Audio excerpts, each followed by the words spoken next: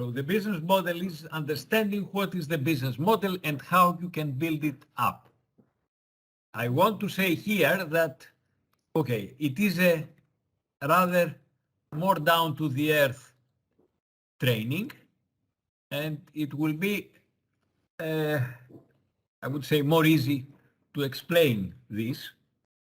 The purpose is to understand what is the business model and how you can build it up, and then to have conclusions and maybe open discussion. So at the end of the course, we hope that you will have improved your knowledge about the business model canvas and how to think about filling it, and to improve your skills in business development understanding and business plan procedures. I want here to stress that tomorrow we are going to present the plan. Business plan, business model, in many cases they are interconnected, or sometimes the one is in the other included. So the business model is to allow you that you want to do a business to complete this template. This template is the business model. This is called the business model canvas template.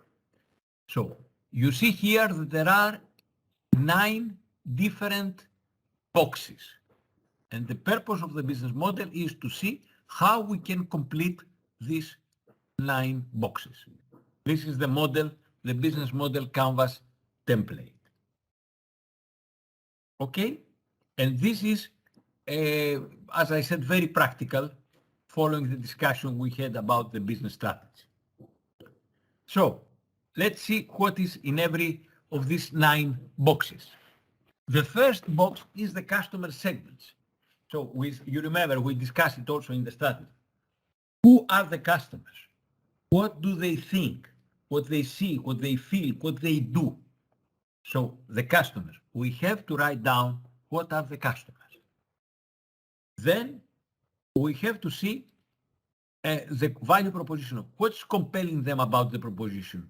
Why do the customers will buy or use what we are presenting? The channels. How are these propositions promoted, sold and delivered? Why? Is it working? What we are going to sell? How we are going to sell it? Customer relationship. How do we interact with the customers through their journey? Are we talk to them? We are delivering them something. We talk to them over the phone, etc. Whatever. What is it after we sell something? How we keep the contact? Do we offer maintenance, etc.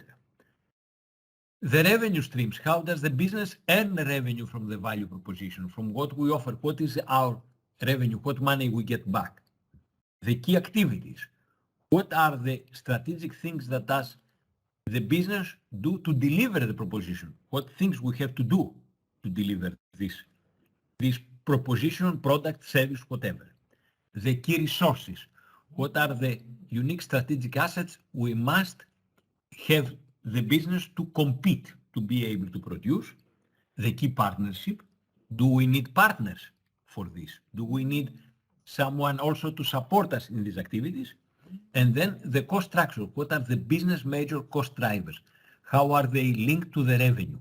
What we need to do, maybe to build, to buy, so that we can deliver the product.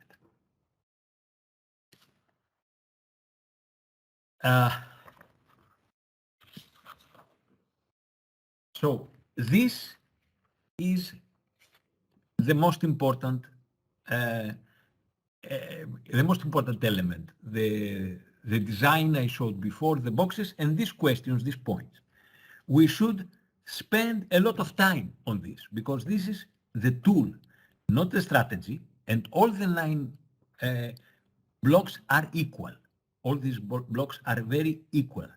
And this is what we have to see, how they are combined, the customer segments and the value propositions.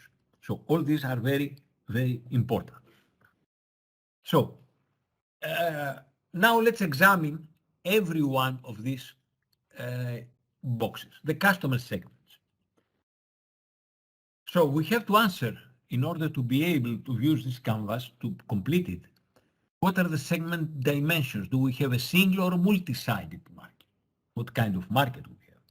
If the segments dimensions are the macro analysis of your customer base, then we have to look within each segment or individual customer types as personas. So we have a wide customer base, we have individuals addressing individuals. These are questions. The problems, the needs, and the habits. What job are we doing for the customer? What need are we fulfilling for the customers? And the output that we have to put in these blocks is the list of personas organized by customer segment. If we have more than one segment, and we have to prioritize them. We have to prioritize. Who would you pitch first if you could only pitch one? Who next? And so forth. So if we have a multi-sided market, we will have at least as many segments as you have sides. For example, an example of such a market is a media property, like CNN, for example. They have readers, they have advertisers. So you see here a kind of example where we have two different customers. So we have to see how they are connected, because depending on how many readers we have, this will influence also how many advertisers we can get. So there are, you see, different elements which are may connect customer segments. The second one is the value proposition. What are we proposing? What are the problems or the needs that we have identified for our personas that we want to fulfill? What is unique about our value proposition? What is this that we offer? Why the customer would prefer this from others? We may have a lot of these, and that's fine. When you are going with this, jot with them all done on a whiteboard, index card, post it, try to make and rank them, and then you will probably want to win now out all but the most critical, so that you can start, so that you can actually cause a customer to pick you over a competitor or an alternative. Why? So these are the value proposition. The output should be a prioritized list of value proposition and linkages for each personas to the managers relevant to them, if we want to make the structure also of the company related to the market. This pairing is also very important in most business models, because we know what parts of the business will address what parts of services or products. The channels is how we are going to communicate our proposition to the segments, to the market. Which are the entities through which we will sell product and later we will offer service customers. So this is as they call the AIDAOR framework, from the initials of this word. So we're going to attract attention, interest, desire, action, onboarding, retention. These are elements through which the channels will act with the customers. The output is the list of important channels linked to personas or segment if they differ substantially. So we make notes on what steps are relevant for each promotion, sale, service, etc.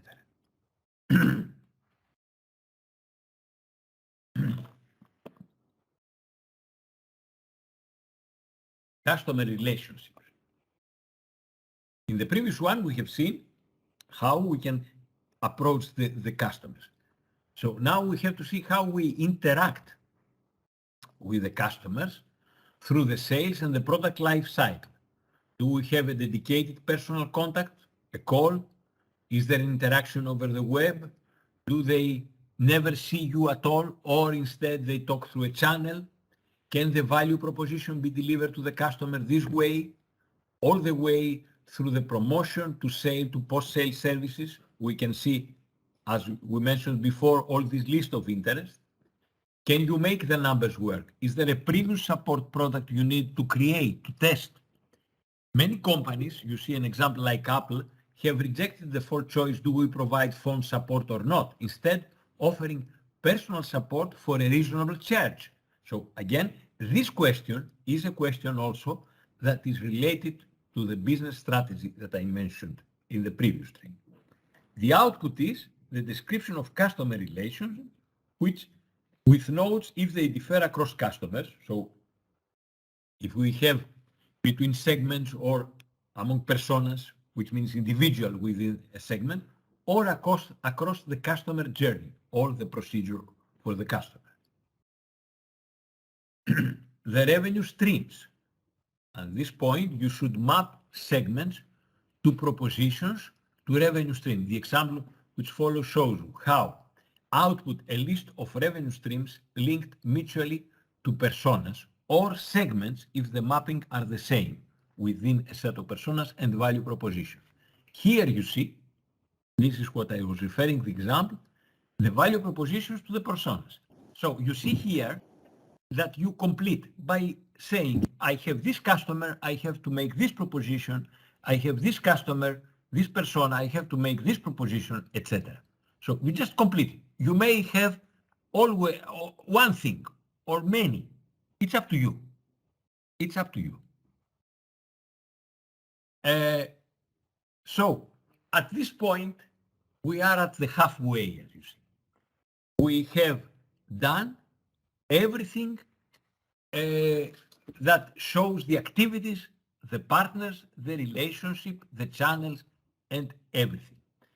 And then for the next 4 steps, we will deal with the infrastructure. I mean, we how we say, we found all these important elements for in relation to the market segments, the channels, and the revenue, and the personas.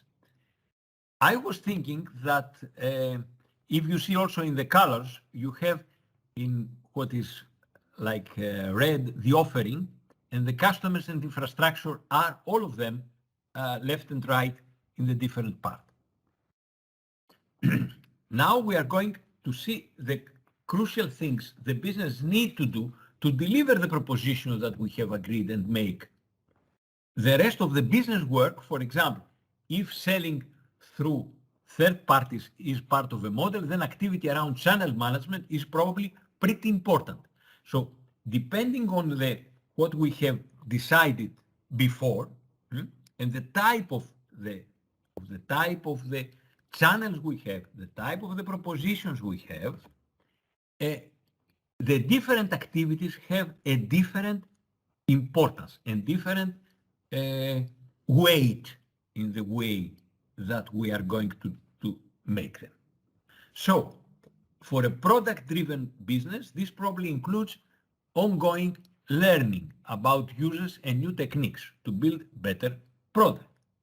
If you are focused on doing a bunch of things for a particular set of customers, comprehensive IT for law offices, for example, this probably includes maintaining superior expertise on the segments and creating or acquiring products and services that are a good fit, whatever that entails. For an infrastructure business, for example, if you are an electric utility, it probably includes keeping the infrastructure working reliably and making it more efficient. You understand that very well. For example, as it says, if you provide the energy, power, electricity, the infrastructure is extremely important, it's critical. Because if the infrastructure fails, you cannot give your product. So you see how the key activities are closely interrelated with what you offer and with your segment. So then you will have to consider how the key activities or key resources drive your value propositions. So you have key activities linked to your business value proposition. I think, as I said, as we showed here, the example of electric utility shows the infrastructure, or, for example, the other example of if you want to give IT services to law offices, you need very good expertise in a specific segment. You should know about the legal system, for example, to be able to provide this kind of services. So the segment is related to the activities. So here you see how the activities and the proposition are interrelated again. So all these are in the concept of the model, of the canvas. The next block is the key resources. Okay, the key resources. Key resources are the strategic asset you need in place, and you need in place to a greater or a more targeted degree than your competitors. Of course, if you don't have the resources and if you don't have better resources than your competitors, you are not able to deliver good products. So in the business model canvas, you proposes that there are three core business types: product, scope, and infrastructure. These tend to have similar type of key resources. We have a diagram where you can see the resources in relation to the activities. The resources in relation to the activity. For example, a product-driven business have a differentiated product of some sort. Key resources in product-driven businesses are typically key talent in critical areas of expertise and accumulated intellectual property related to their offering. Scope-driven businesses create some synergy around a particular customer segment. For example, if you started a business that would take care of all the IT needs for a law firm, for example, that would be a scope-driven business. These businesses typically have key knowledge about their segment. A repeatable set of processes and sometimes infrastructure, like service centers, call centers. Infrastructure-driven businesses achieve economies of scale in a specific, highly repeatable area. Telecommunications, if you offer telecommunications, is traditionally an infrastructure business. Retailers focused on retail are primarily infrastructure-driven businesses. The key resources for this type of business are various types of physical or virtual infrastructure. So you see then that as an output here, you will make a list of key resources linked to your business key activities. The key partnerships. In some cases, you have to we have seen already that you need activities and you need resources that you will need to deliver your product.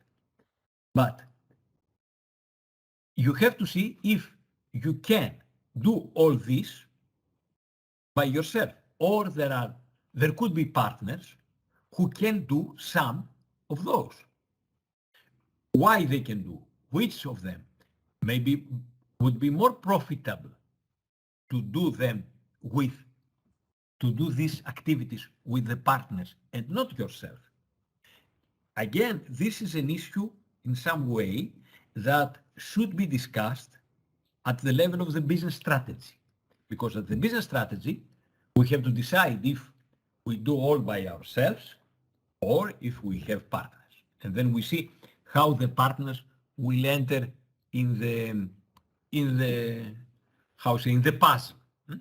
So we have to do the mapping of key partners to key activities. And if an activity is a key, it is still part of your business model.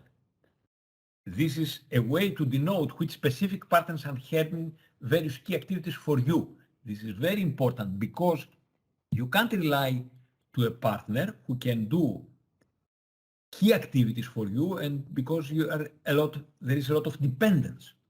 So a list of key partnership with notes on their relationship to key activities is what we can see in this plan. Partner and activities are related, and we have to decide if, for example, for activity 1, you need partner 1 and partner 2 and a partner 3 for activity 3. Again, here, as I go back, we show how the partnership are interconnected with our business key activities. Who they are, why you can choose them, which one, etc. The cost structures. Now we are at the cost because we have done, we have seen the segments, the market, the product, the channels, the partners that may need us, the infrastructure that we need, etc. And now we have to work to understand how our key activities drive our propositions and hence our revenue. How do they drive cost? Are those costs well aligned with the key value propositions? Are the costs more fixed or variable as you test different business models? Because we have to see what are the costs for these key activities. Are they more linear with your scaling or more fixed? For example, if you produce more, how this changes the cost. You will have to have this in mind when you make your model. And remember what we said before, the cost. The cost is important because the cost, remember the business strategy, is the margin, is what will clarify, will make us understand if we will have profit or not, if our business will be sustainable or not. So the cost structure, what is the cost? What are the different costs? And the cost structure is very important. And we have to link the key activities with the cost structures. If there are major cost components that don't map a key activity, I will take a closer look at this cost. Maybe we can take them out, or maybe we can change them. So you see, we now connect this block with the activities. So you see that the blocks, as we approach and at the end of the blocks, have to be completed by themselves, but they have also to be considered in relation with other blocks so that we can make a complete canvas. We have to see how all these are interrelated. So, with this, we have all the canvas that we need to make the business model. So, if I summarize and I take this opportunity to remind you about what we said about the business strategy before, the business strategy. In the business strategy, we mentioned all the things that we have to consider as ideas if we want to make a new product or a new company. After we decide that we are going to make this product and we are going to make this strategy, which means a strategy of differentiation or a strategy of cost, we proceed to the next step. We try to make this strategy, something concrete in front of us. Because the strategy is abstract. The strategy says, okay, I will have to make a new product. I will have to make a different product. But how I'm going to do it? Now we are going to do the model, because the model will brings us the real questions, the real problems that we have to face.